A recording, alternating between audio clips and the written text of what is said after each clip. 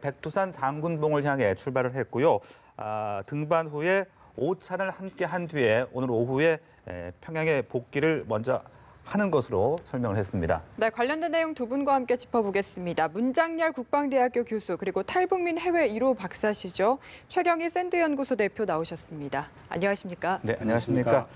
네, 자 이제 장군봉에 아마 조금 있으면 도착을 할 것으로 예상이 되고 있습니다. 관련 그림이 들어오는 대로 또 저희가 전해드려야 될 텐데 먼저 이 두 정상이 백두산에 함께 오르는 것, 그 의미부터 좀 짚어볼까요?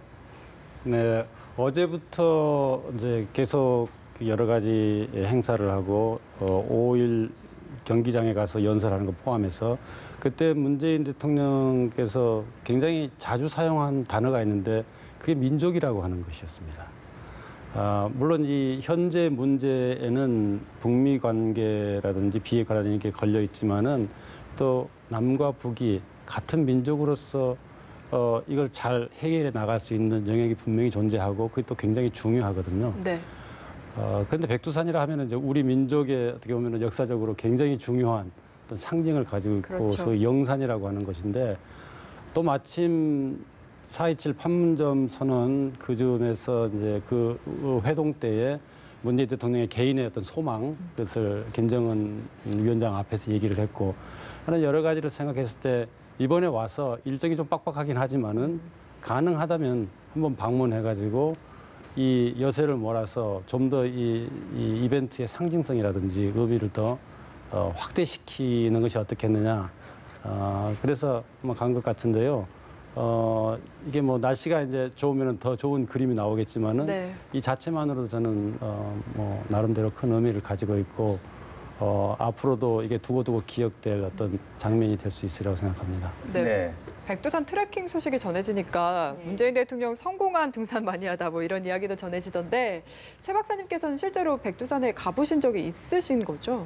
네, 가본 적이 있습니다. 네. 80년대 그 대학생 시절에 갔던 적이 있는데 예. 거의 그 행군하면서 버스 타고 가다가 또 그 전에 이제 삼지연에 그 답사 수용소에 묵었다가 또 이렇게 행군도 하고 이렇게 하면서 주로 이제 그 기억이 많이 떠오르는 곳은 네. 백두산 그 밀룡이라는 예. 김정일이 태어났다고 하는 그 고향집이 기억이 많이 남습니다. 예.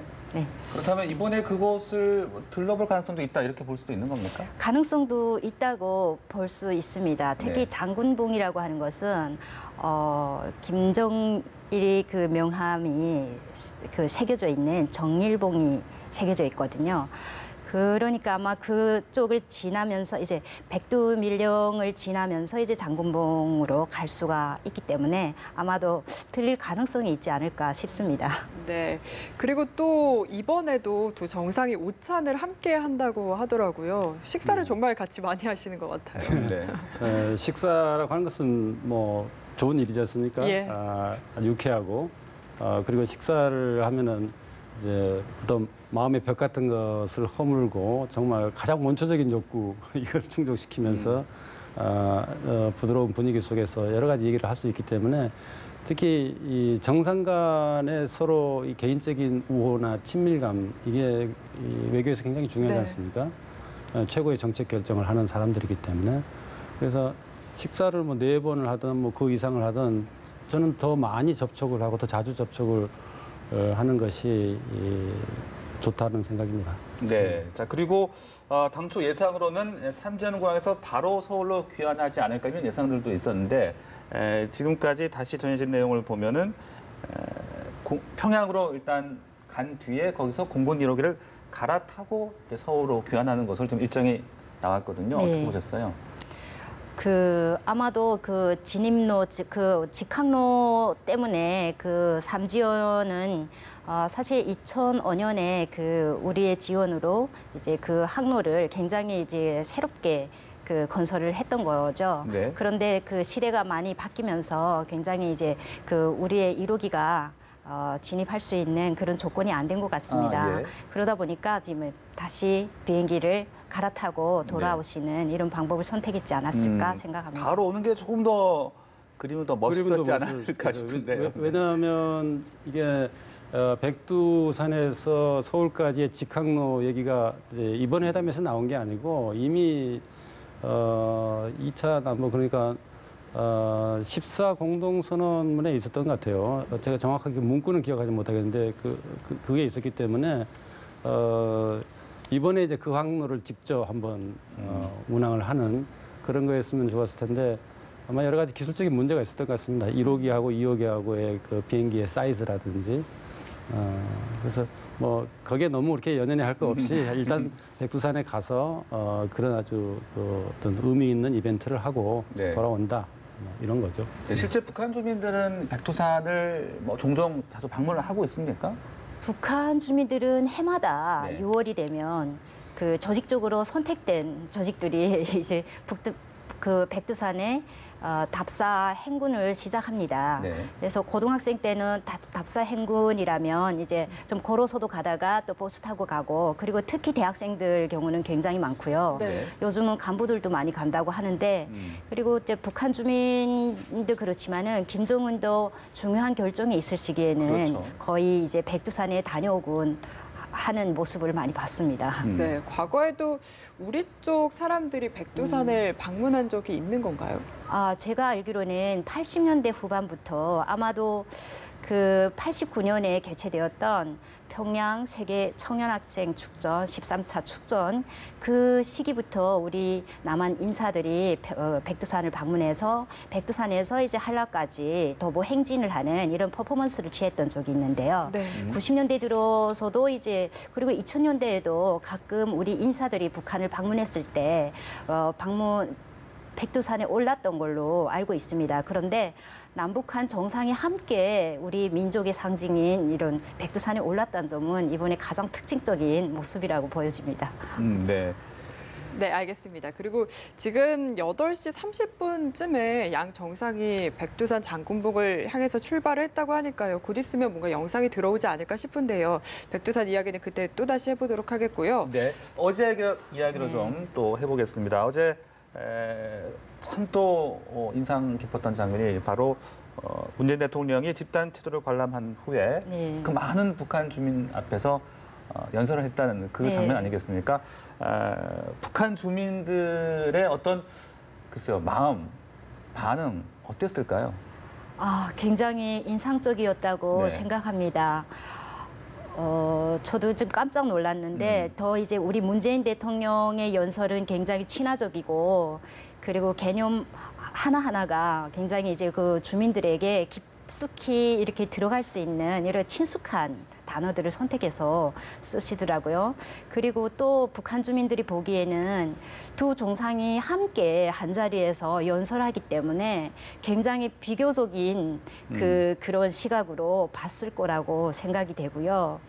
이런 부분에서 이제 우리 대통령께서 그 스킨십도 하셨지 않습니까? 네. 이렇게 그 북한 주민들과 굉장히 이렇게 스킨십하면서 악수하면서 또 수행원들뿐만 아니라 주민들 만나는 주민들마다 악수하고 정중하게 서서 인사하시는 이런 모습들이 북한 주민들한테 굉장히 인상적이고 그 후에 여운을 많이 남길 네. 것이라고 생각을 합니다. 네, 당초 뭐 한 1, 2분 정도 좀 짧게 예정이 돼 있다 이런 얘기들도 있었는데 실제로는 그렇죠. 훨씬 더 길게 네. 했습니다. 아마 교수님 어떻게 박수 보셨어요? 치는 네. 시간도 거기에 많이 포함되어 네. 있었던 것 같고 김정은 위원장은 이제 소개하는 거였기 때문에 짧을 수밖에 없었고 네. 실제 이제 연설은 문재인 대통령이 하신 건데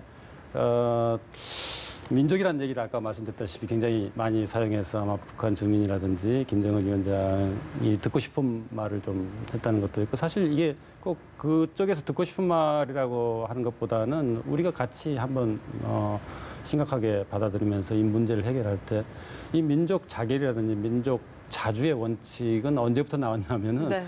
무려 이게 46년 됐습니다. 1972년 남북 그 공동성명 있지 않습니까? 거기서부터 민족의 원칙이 민족 자주와 이 대단계 원칙이 나왔기 때문에 이게 새로운 것은 아닙니다만은 이 부분으로서 이제 앞으로 이 전반적인 핵 문제라든지 한반도 평화 문제를 우리가 좀 주도적으로 또 선도적으로 해 나가자라고 하는 것인데 제가 든 생각은 그 그 북한 주민이 문재인 대통령과 자기네 그 김정은 위원장을 좀 비교하지 않았겠냐. 자연스럽게 비교가 되지 않습니까? 예. 비교하면서 아, 우리 지도자도 저렇게 됐으면 좋지 않을까라는 생각을 조금씩 하지 않을까.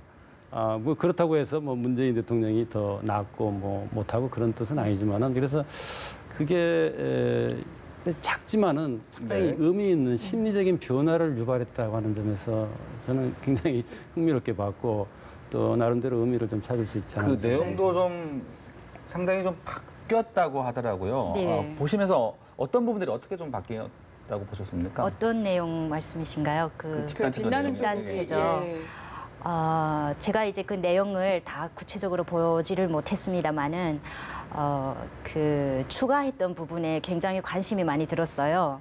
우리 그 남한 드라마 주몽 네. 그 드라마의 화폭을 두 장면이나 이렇게 배경 화면에 나왔거든요. 그래서 단군 북한은 단군 조선이라고 하면서 이제 그 단군에 대한 공통점을 좀 부각시키려고 했고 이번에 삼지연 통해서 백두산도 이제 방문하시지 않습니까? 네. 그래서 같은 맥락에서 굉장히 이제 그걸 어필했다고 보여지고요. 네. 민족이라는 맥락을 좀 부각시키려고 했던 점 그런 것들이 인상적이었습니다. 네.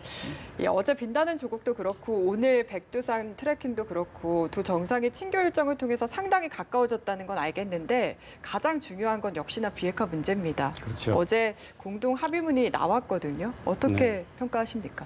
비핵화 문제는 합의문의 내용만 보면은 이제 일정 부분 진전은 있었다고 봅니다. 이제 우선은 남북 간의 좀 구체적인 얘기를 비핵화에 대해서 할 수 있게 된 것이 거의 최초 아닙니까? 전에는 이제 완전한 비핵화를 한다라는 그런 도에 머물렀는데 구체적으로 동창리의 엔진 시험장과 미사일 발사대를 완전히 폐기한다. 뭐 앞으로 영변 핵시설에 대해서 조건이 충족된다면은 이것을 또 영구적으로 폐기한다. 이런 것이 남북한에서 먼저 논의돼 가지고 이게 활자화됐다는 것은 좀 네. 의미가 있는 것인데 내용적으로 보았을 때는 아마 기대 수준의 보기에 따라서 못 미쳤다고 볼 수도 있습니다. 네네. 왜냐하면 지금까지 미국이 원했던 것이 무엇이냐면은 북한의 모든 핵시설에 대한 그 목록, 리스트를 제출해라. 그래서 당신들이 어떠한 지금 그 핵무기 관련된 시설이라든지 무기를 가지고 있고 이것이 폐기 대상이다라고 하는 것을 확실하게 우리한테 알려달라. 그래야지 그것을 근거로 해가지고 사찰도 하고 검증도 하고 해서 완전한 비핵화가 될 수 있지 않느냐.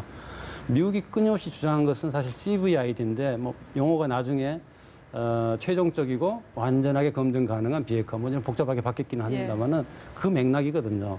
그래서 그것을 평가 기준으로 삼는다면은 분명히 미진한 점이 있습니다. 그러나 이 비핵화라고 하는 게 그렇게 단시간 내에 이루어질 수가 없습니다. 이 기술적인 특성상 여러 시설들이 있고 물질들이 있고 또 거기 관련된 이 정보라든지 인력이 있기 때문에 네. 이게 단시간에 이루어질 수가 없게 돼 있어요. 그다음에 핵물질이 굉장히 위험한 것이라서 하나하나 처리할 때 방사능 유출이라든지 그것이 인체에 위해를 가하지 않도록 하는 그런 조치들을 다 취해가면서 하거든요. 네. 그런데 이 정도 스텝으로서 한 반 스텝 저는 반 스텝 또는 한 스텝 정도인데 일단 미국한테 제시를 하는 것은 그 전에 북한이 좀 한계 있지 않습니까? 핵 시험장을 파괴한 거라든지 그다음에 미군 유해를 송환한 거라든지 뭐 그런 것을 선제적으로 조치를 했는데 미국이 움직이지 않는다는 거예요. 그래서 이번에 한 번 더 미국을 유인하는 그런 의미에서 이런 정도의 조치를 하고 그다음에 조건이 충족된다면은 뭐 얼마든지 북한의 핵시설 중에서 가장 중요한 것들이 다 모여 있는 데가 영변 아닙니까? 그래서 영변에 그것도 우리가 폐기할 용의가 있다. 그래서 뭐 기대 수준에 썩 그렇게 많이 미치지 네. 못하지만은 그래도 충분히 미국을 움직일 수 있는 네. 그런 의미 있는 조치라고 생각하고 실제로 또 미국이 움직이고 있지 않습니까? 예. 폼페이오하고 트럼프의 그 반응을 보면 그렇죠. 예. 그래서 이 부분도 뭐 일정 정도 성공을 거두었다라고 말을 할 수가 있을 네, 것 조금 같습니다. 아쉬운 부분도 있긴 합니다만 그래도 진일보한 결과물이었다. 그렇죠. 예, 벌써 이렇게, 지금 결과가 나타나고 있죠. 예, 반응이. 이렇게 이해를 하도록 하겠습니다. 네, 지금까지 문장열 국방대학교 교수 그리고 최경희 샌드연구소 대표와 함께했습니다. 말씀 잘 들었습니다. 고맙습니다. 감사합니다. 감사합니다.